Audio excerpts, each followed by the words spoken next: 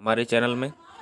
और आज हमारा ये प्रैक्टिस सेट नंबर 15 होने वाला है, जिसमें आपको मिलते हैं daily 25 question UP GK GS के और करंट अफेयर के, और 25 क्वेश्चन आपके ग्रामीण परिवेश के। किसी भी यूट्यूब चैनल पर इतने कम समय में कहीं पे भी 50 क्वेश्चन नहीं कराए गए, तो आप इजीली यहाँ से अपना रिवीजन कर सकते हैं और अपने एग्ज़ाम में अपना नंबर श्योर कर सकते हैं कि आपका यूपी जीके जीएस और जो ग्रामीण परिवेश है उससे बाहर बिल्कुल भी नहीं आएगा। तो आई होप आपको वीडियो अच्छी लगती होंगी, और इसलिए जो है आप इसको शेयर ज़रूर करें। और आइए स्टार्ट करते हैं आज का हम सेशन। देखिए, वर्तमान में हमारे देश में लगभग कितनी पंचायतें हैं। तो अगर बात करें हम, वर्तमान में हमारे देश में लगभग 2.5 लाख जो है पंचायतें हैं। यानी पूरे देश की बात चली, तीनों पंचायतों को मिलाकर लगभग 2.5 लाख के आसपास पंचायतें हैं।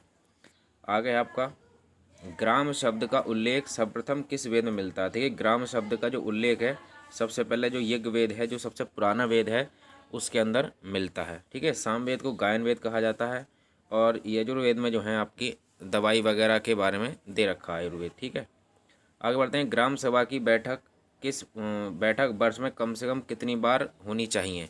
तो कम से कम जो है लगभग 2 बार जरूर होनी चाहिए ग्राम सभा की बैठक। एक तो होती है रबी की फसल की समय होनी चाहिए, और एक खरीफ की फसल की समय होनी चाहिए। आगे, हरित क्रांति का नाम किसने दिया था। आप सभी जानते हैं हरित क्रांति जो है 1966 और 67 के मध्य शुरू की गई थी। ठीक है, और ये जो है जो नाम दिया था, ध्यान रखिए, अब डॉक्टर MS स्वामीनाथन नालगा ने, ये जनक कहे जाते हैं, लेकिन जो हरित क्रांति नाम दिया है वो विलियम गॉड ने दिया है। तो ये कभी कभी कन्फ्यूज़न हो जाता है, तो इसका ध्यान रखें आप। आगे बढ़ते हैं। विश्व स्तर पर हरित क्रांति का श्रेय किसे दिया जाता है। यानी वर्ल्ड लेवल पर हरित क्रांति का श्रेय आप जानते हैं नॉर्मन बोरलॉग को दिया जाता है। आगे है, श्वेत क्रांति का दूसरा चरण कब स्टार्ट हुआ, यानी जिसे दुग्ध क्रांति कहते हैं। तो उसका दूसरा चरण आप याद रखें 1981 से 85 तक चला। ठीक है, तो पहला चरण आपका 70 से 80, दूसरा 81 से 85, और तीसरा जो है 1986 से 96। तो ये भी क्वेश्चन इंपॉर्टेंट हो जाता है, 3 चरणों में जो है श्वेत क्रांति हुई है। ग्राम पंचायत में अधिकतम कितने सदस्य होने चाहिए। तो अधिकतम 15 सदस्य होने चाहिए ग्राम पंचायत के अंदर। आगे क्वेश्चन है, तिलहन प्रौद्योगिकी मिशन कब चलाया गया था। तो ये तिलहन प्रौद्योगिकी मिशन जो है 1986 में चलाया गया था। बहुत इंपॉर्टेंट क्वेश्चन है, तिलहन प्रौद्योगिकी मिशन। आगे है आपका क्वेश्चन, भारत में आलू उत्पादन में कौन से स्थान पर, तृतीय स्थान पर। भारत में आलू उत्पादन में तृतीय स्थान पर कौन है, यानी कि कौन सा स्टेट है ऐसा जो आलू उत्पादन में तीसरे स्थान पर है। तो वो आपका बिहार है, क्योंकि पहले स्थान पर हमारा उत्तर प्रदेश है। आगे क्वेश्चन, सदाबहार क्रांति को और किस नाम से जानते हैं। देखिए, सदाबहार क्रांति को इंद्रधनुषी क्रांति से जाना जाता है। इसके अंदर सभी क्रांति को जो है मिक्स कर दिया गया था, तो ये इंद्रधनुषी क्रांति है। आगे है, आलू की प्रजाति नहीं है। तो आप नहीं पहले पे बहुत ज़्यादा ध्यान दें, कभी कभी गमछा खा जाते हैं लोग कि प्रजाति एकदम लगाया को, तो ध्यान रखना कंचन जो है दरअसल आलू की प्रजाति नहीं है, बल्कि कुफरी बहार, कुफरी चिपसोना, ये शब्द जो है अगर कुफरी शब्द आ जाए तो आलू की प्रजाति होगी। तो अब याद करें आराम से, और बस अपनी तैयारी में लगे रहें। 1 महीना कुल रह गया है, हम भी लगातार प्रैक्टिस सेट कराए जा रहे हैं। और जल्द ही अभी अगली वीडियो आपके पास जो आएगी वो योजनाओं से संबंधित आएगी। लगभग टॉप 15 योजनाएं रहेंगी बिल्कुल फुल डिटेल के साथ, और बहुत ही कम समय में। तो प्लीज़ उसको जरूर देखें और शेयर करें। आगे 12वां, कोसा किसकी उन्नत किस्म है। तो कोसा जो है मैनथा की उन्नत किस्म है, बहुत इंपॉर्टेंट है कोसा। ठीक है, इंपॉर्टेंट याद रखें। आगे है आपका, साख अधिकरण योजना कब प्रारंभ की गई थी। साख का मतलब होता है किसी को लोन वगैरह देना, तो ये 1965 में स्टार्ट की गई थी साख अधिकरण योजना, इंपॉर्टेंट योजना है। आगे बढ़ते हैं, ऐसी पढ़ते रहिए, ऐसी प्रैक्टिस करते रहिए, कहीं ना कहीं आपका सिलेक्शन जरूर होगा, और लेखपाल में तो आप जरूर ले जाएंगे अगर हमने हमारे सारे 15 सेट आपने लगाए। यकीन मानिए बहुत इंपॉर्टेंट हैं, हर प्रीवियस ईयर में आए हुए क्वेश्चन हैं और प्लस नए क्वेश्चन हैं। आ गया 1993 में कौन सी योजना चलाई गई थी। 1993 में महिला समृद्धि योजना चलाई गई थी, इंपॉर्टेंट योजना है महिला समृद्धि योजना। ठीक है, महिलाओं के उद्धार के लिए और उनकी शिक्षा वगैरह के लिए सब चलाई गई थी ये। नेक्स्ट स्टेप 15 नंबर क्वेश्चन, 15 अक्टूबर 2019 को कौन सी योजना चलाई गई। तो ये चलाई गई थी सुमन योजना। 10 अक्टूबर 2019 को चलाई गई थी सुमन योजना। इंपॉर्टेंट योजना है कि योजनाओं से उन्होंने दे रखा है ग्रामीण परिवेश की योजना, इसलिए मैंने योजनाओं को काफ़ी शामिल किया है। राष्ट्रीय पोषण संस्थान कहाँ स्थित है। राष्ट्रीय पोषण संस्थान हैदराबाद आंध्र प्रदेश के अंदर स्थित है, बहुत इंपॉर्टेंट है। राष्ट्रीय पोषण संस्थान हैदराबाद आंध्र प्रदेश के अंदर है। गाय की देखिए किस्म नहीं है, तो गाय की किस्म में ये पशुगणना का भी एक टॉपिक है उसमें, तो हम पशुगणना से भी और जितने भी जनगणना इसके मैं अलग अलग से छोटे छोटे टॉपिक करा दूंगा। वहाँ से बिल्कुल ही बाहर नहीं जाएगा। तो गाय की किस्म कौन सी नहीं है, टोडा जो है गाय की किस्म नहीं है, टोडा गाय की किस्म है, ठीक है। ये गिर हो गई, मेवाती हो गई, सभी ये गाय की किस्म है, सॉरी टोडा जो है वो भैंस की किस्म। आगे है आपका पशु प्लेग वायरस की खोज सर्वप्रथम किसी की। देखिए पशु प्लेग वायरस जो है ये दरअसल जो है वायरस से होने वाली बीमारी है, गांव जो जानवर में हो जाती है, गाय भैंस ज़्यादातर प्रभावित रहती हैं इससे। एक वैज्ञानिक थे निकोली, निकोली जो है पशु प्लेग वायरस की खोज की है, तो इम्पोर्टेंट है बहुत ज़्यादा। आगे है गाय में पॉकनी जो रोग होता है वो किससे होता है, तो ये आपका वायरस से हो जाता है, ठीक है। पॉकनी रोग, इसी को जो ऊपर आपने रोग पढ़ा है ना, ये जो रोग है ऊपर जो है ये पशु प्लेग, यही दरअसल ये इसी का नाम दूसरा है पॉकनी रोग, तो ये वायरस से होता है। आगे जल संसाधन विकास प्रशिक्षण संस्थान का गठन कब हुआ था, तो जल संसाधन विकास प्रशिक्षण संस्थान गठन 1998 में हुआ था, ठीक है। तो आप ये बिल्कुल याद रखें। आगे है मुख्यमंत्री शिशुता प्रोत्साहन योजना। मुख्यमंत्री जो शिशुता प्रोत्साहन योजना के अंतर्गत युवाओं को जैसे परीक्षण के दौरान कितने रुपए की मासिक भत्ता दिया जाएगा, तो ये जो योजना है दरअसल ये है जो पढ़े लिखे बेरोजगार हैं इनको जो है ट्रेनिंग दी जाएगी इसके अंदर, और जब ट्रेनिंग चल रही होगी तो लगभग 2,500 रुपये उनको प्रतिमाह दिए जाएंगे। आगे क्वेश्चन है भारत का प्रथम डिजिटल राज्य कौन सा है, तो डिजिटल राज्य आपको पता है केरल जो है प्रथम डिजिटल राज्य है।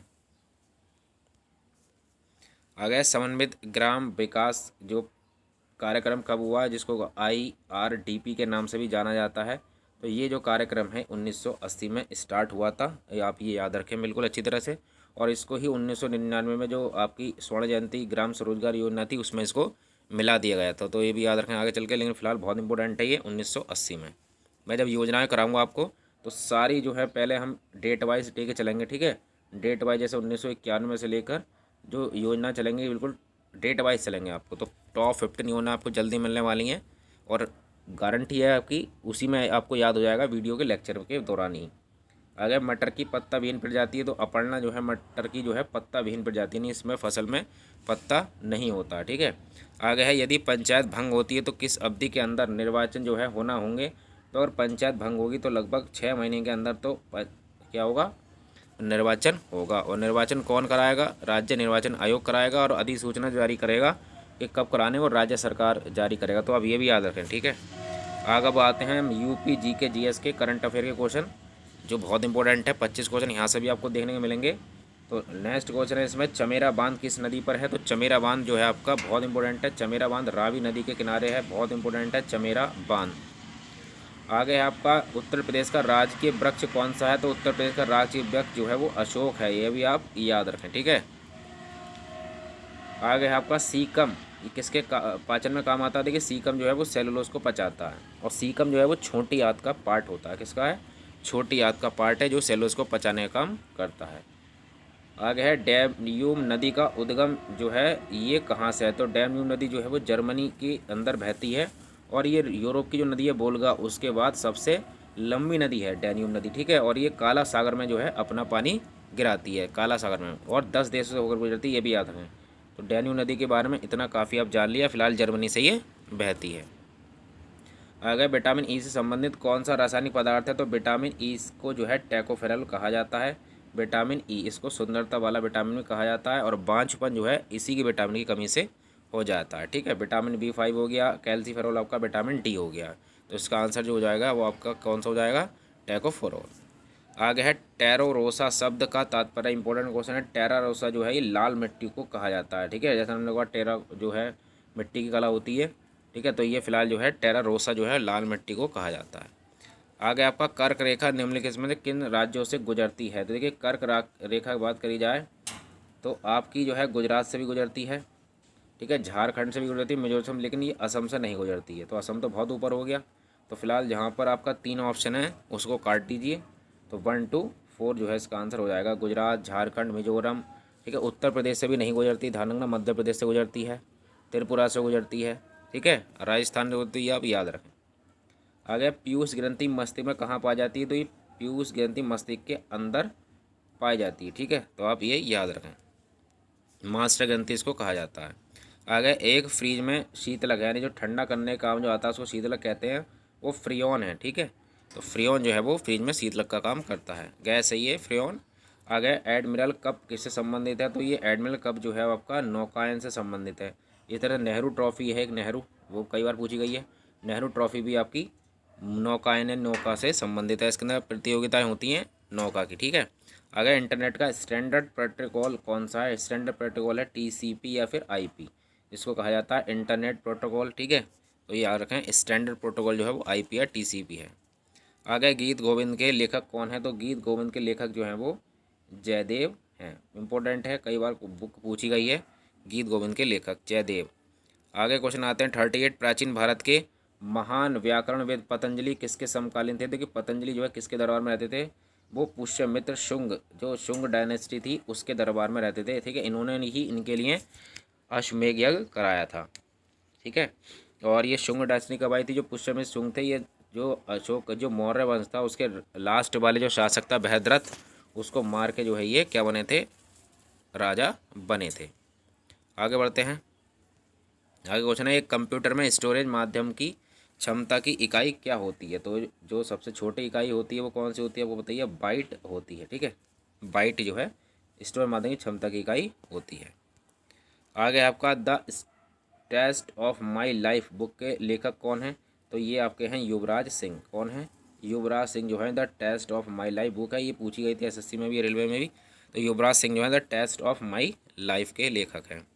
आगे है कौन सा एक प्राइमरी स्टोरेज डिवाइस है, तो प्राइमरी स्टोरेज डिवाइस जो है वो RAM है, RAM, इसको कहा जाता है आपका रैंडम एक्सेस मेमोरी को जो है आप कहेंगे प्राइमरी स्टोरेज डिवाइस है। सेकंड जो अगर बात करी जाए सेकंड मेमोरी डिवाइस की, तो आपका जैसे कि आपका पेन ड्राइव हो गया, हार्ड डिस्क हो गई, ये सब आपके सेकेंडरी डिवाइस हैं। आगे इंटरनेट पर कंप्यूटर की पहचान किस प्रकार निश्चित होती है, तो IP एड्रेस से आपको जो है कंप्यूटर की पहचान की जाती है कि आप कहाँ पर कौन सा कंप्यूटर चला रहे हैं, तो IP एड्रेस।